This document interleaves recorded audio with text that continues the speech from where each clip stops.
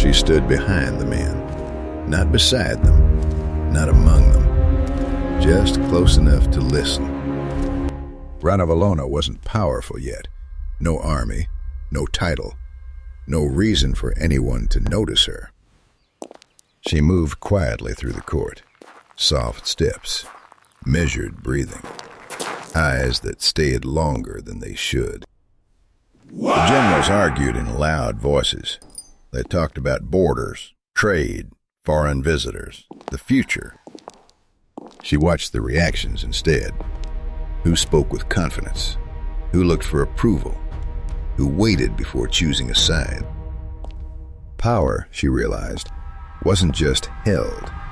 It was negotiated, shifted, borrowed. I think she understood something early. The throne didn't belong to the loudest man. It belonged to the one others followed when things became uncertain. And uncertainty was everywhere. Some men leaned toward change. Others resisted. The room slowly divided, not openly, but quietly. She noticed one figure more than the others. Not the loudest, not the most decorated, but steady. Ranavalona.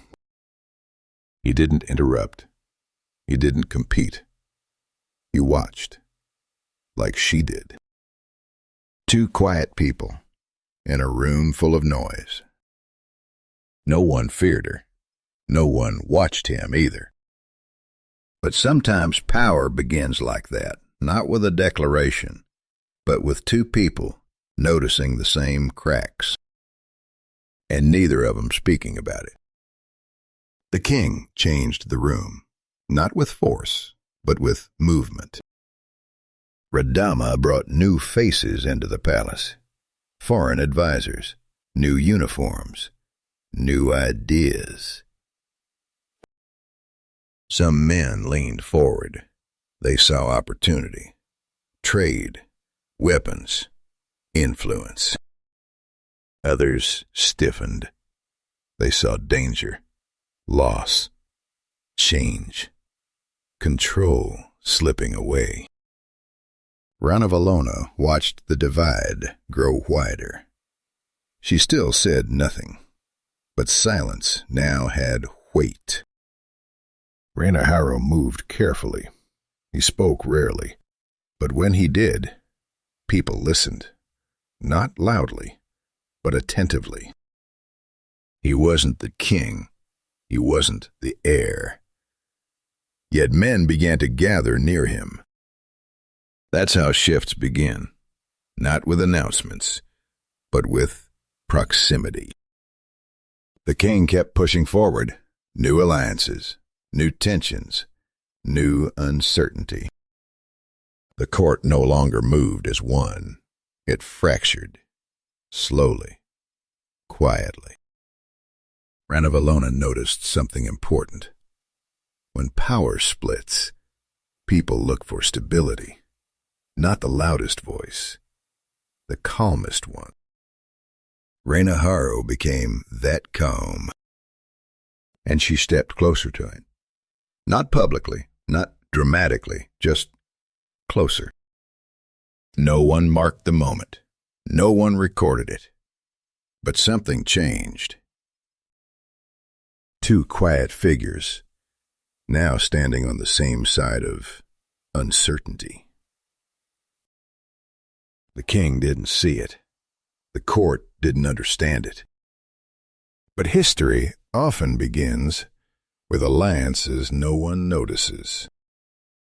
She didn't cry first. That's what some people remembered. Ranavalona stood still when the news arrived. The king was gone. The room didn't know how to breathe. Radama had changed everything. Now his absence changed even more. Men whispered quickly. Succession, bloodlines, foreign allies. Who would move first? She didn't speak, but she watched the panic spread. I think she understood something in that moment. Power hates empty space. Someone always fills it. The rightful heir was younger, safer, easier to guide. That's what some believe. But uncertainty doesn't reward safety. It rewards speed. She stepped closer to Raniharo, not dramatically, just enough to be seen together. A look passed between them. No words, no witnesses who could swear to it, just recognition. The palace corridors filled with footsteps, doors closed quietly, messengers moved at night. Some officers woke to new instructions. Others found themselves suddenly excluded. No announcement yet, but the shape of power was already changing. She began speaking softly, not to crowds, to individuals. A promise here, a warning there. Loyalty, traded in whispers. Was it ambition or survival? Maybe both feel the same when everything is collapsing. By morning, the court felt different. Not calmer, but decided. People stood closer to her. Even those who hadn't chosen had already chosen. She didn't take the throne in one moment. She let the room move toward her. That's the unsettling part. No battle, no proclamation, just a shift everyone felt. And when fear meets uncertainty, people don't follow the loudest voice. They follow the one who moves first. He stood a step behind her, always close, never equal, but never far. Raniharo didn't look like power. He spoke quietly, moved slowly, listened more than he answered. That made people underestimate him. I think she never did. After the king's death, the palace settled. Not peacefully, just into a new balance. And in that balance, he was everywhere.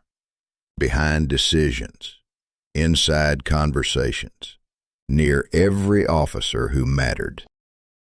She ruled from the throne. He ruled from the shadows. It's a dangerous arrangement. But sometimes, the most stable ones are. People began noticing patterns. Orders sounded like her voice, but felt like his thinking. Punishments were precise. Appointments were careful. Enemies didn't disappear loudly. They just stopped appearing. Was it loyalty or control? Maybe trust and control aren't so different when both people need each other. There were moments they spoke alone, long conversations, no records, no witnesses. Some believed they were allies. Others whispered something else, something more personal, more complicated. Power has a way of blurring lines between duty and affection, between strategy and desire. She leaned on him more over time, not publicly, but in the way decisions formed. When tensions rose, she waited. When uncertainty spread, he moved. It looked like instinct, but instinct often hides planning. I think the court sensed it, not as a fact, more like a feeling. If you wanted influence, you watched her. If you wanted outcomes, you watched him. That's when people began choosing sides, not against the queen, but around her. Some tried to reach him first. Others avoided him entirely. Both reactions meant the same thing. He mattered. Trust is powerful. But concentrated trust is something else. Because when one person holds your confidence, they also shape your fears. And fear was becoming the language of the court. He didn't wear a crown. He didn't need one. She had authority. He had access. Together, they became something harder to challenge. Not louder, just inevitable. And maybe that's the most unsettling kind of power. Not forced, not declared, just quietly shared between two people. Until no one remembers which one is really deciding. They stopped speaking as freely. That was the first sign. Conversations ended when she entered. But they also ended when he entered. That felt new. The court had learned the rhythm. Watch her face. Watch his silence. Then decide what was safe to say. I think people weren't afraid of punishment yet. They were afraid of being noticed. A nobleman laughed too loudly one afternoon. The room didn't join him. He noticed. He didn't laugh like that again. Small changes like that spread quickly. No decree, no warning, just behavior adjusting itself. Appointments began shifting, not dramatically, just different names. Men known for loyalty moved closer. Men known for independence moved outward. Not dismissed, just less consulted. That's how power reorganizes a room. Quietly, without saying it's happening. She didn't announce distrust. She created distance. And distance did the rest. Ranavalona watched carefully. He didn't rush removals. He changed proximity. Some officers found themselves invited less often. Others suddenly received private conversations. Nothing official, but everything understood. Was this fear or adaptation? Maybe courts survive by sensing which direction safety moves. A young advisor spoke openly one morning, questioned a decision. The room froze. She didn't interrupt him. She let him finish. That was the uncomfortable part. Then she thanked him, softly, politely. He looked relieved. Others didn't. He wasn't invited again after that day. No accusation, no punishment, just absence. People noticed. From then on, disagreement changed shape. It became careful, indirect, wrapped in praise. The court didn't become silent. It became cautious. And caution spreads faster than fear, because it feels voluntary. She still smiled, still listened, still appeared calm. But calm can be misleading. Sometimes it's just control without movement. By now the room had shifted. Not forced, not declared, just adjusted. If you wanted influence, you aligned. If you wanted safety, you stayed quiet. If you wanted both, you watched him. That's when power becomes self-sustaining. No threats needed. No orders repeated. People began enforcing the rules themselves. And maybe that's the moment she truly ruled. Not when she took the throne, but when the court started changing, before she even asked. She didn't need to speak as much anymore. That was the shift. Ranavalona would listen, tilt her head slightly, then glance, just once. People followed that glance, They always looked at him. Ranavalona rarely nodded, but when he did, decisions seemed to settle in the room. It's strange how authority grows. Not louder, just more assumed. A commander waited outside the chamber one morning. He wasn't summoned. He simply waited. When Ranavalona walked past, the man straightened, asked nothing, just watched his reaction. Ranavalona paused, said a few quiet words. The commander bowed, relieved. No royal order, no formal meeting, but the decision had been made. I think that's when trust turned visible. She didn't delegate power publicly. She allowed interpretation. And interpretation spreads faster than law. Some nobles stopped approaching her directly. They spoke to him first, testing the ground, measuring safety. Others went to her but watched him while speaking, like asking permission without asking. Was he still an advisor or something else? Titles didn't change. Behavior did.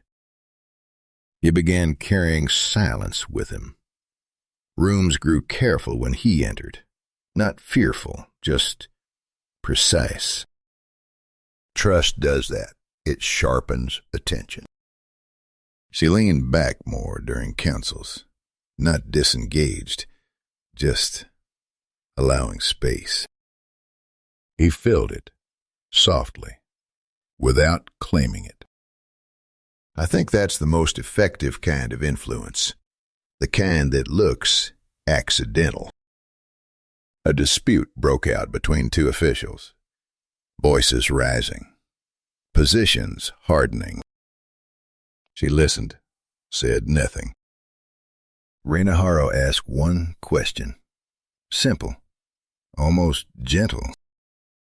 Both men stopped, reconsidered, adjusted their tone. The argument ended differently, not resolved, but redirected. That's when people understood. He didn't replace her authority. He shaped how it moved. Trust had become structure, invisible, but stable. No one announced it. No ceremony marked it. Yet everyone adapted.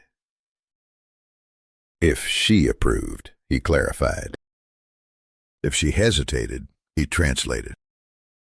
Together they became a single direction, not identical, but aligned.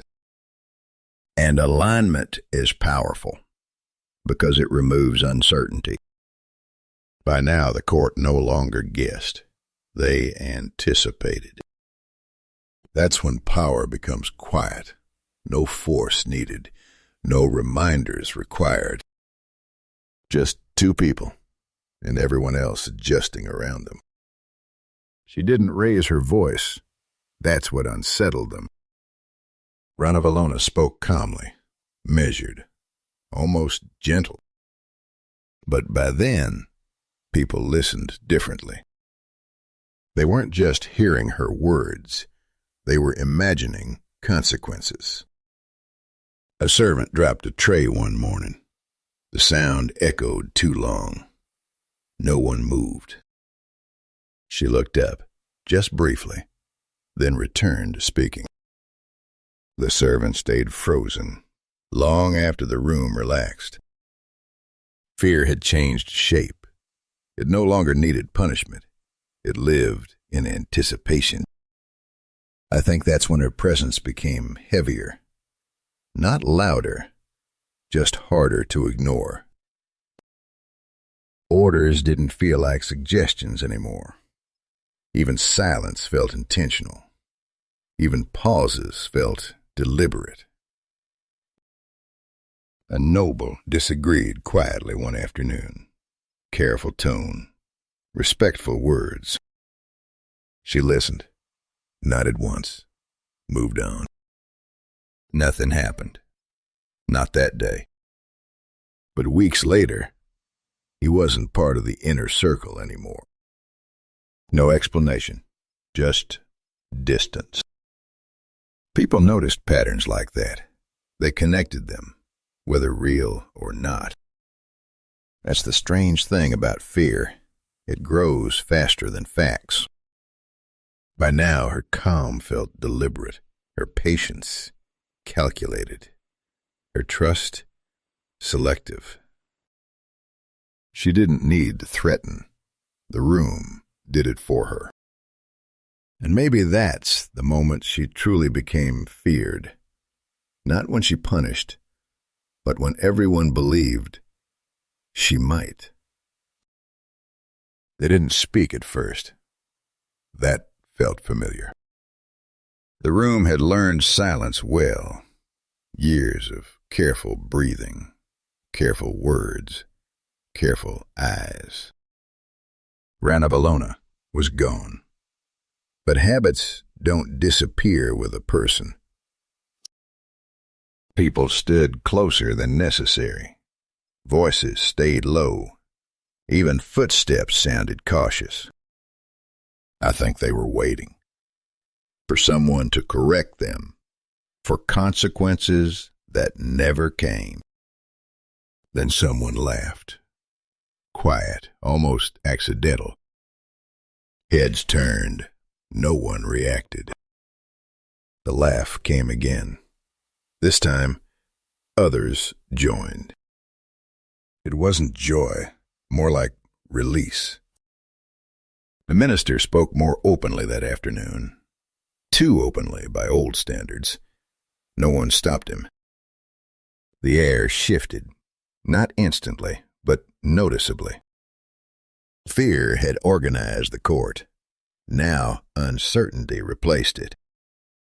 Some people relaxed. Others looked uncomfortable.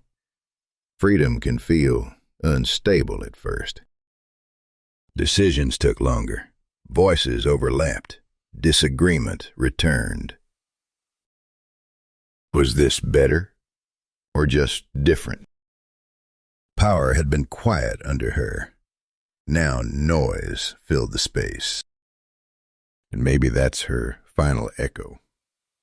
Even in absence, she shaped the room. Because silence like that doesn't break easily.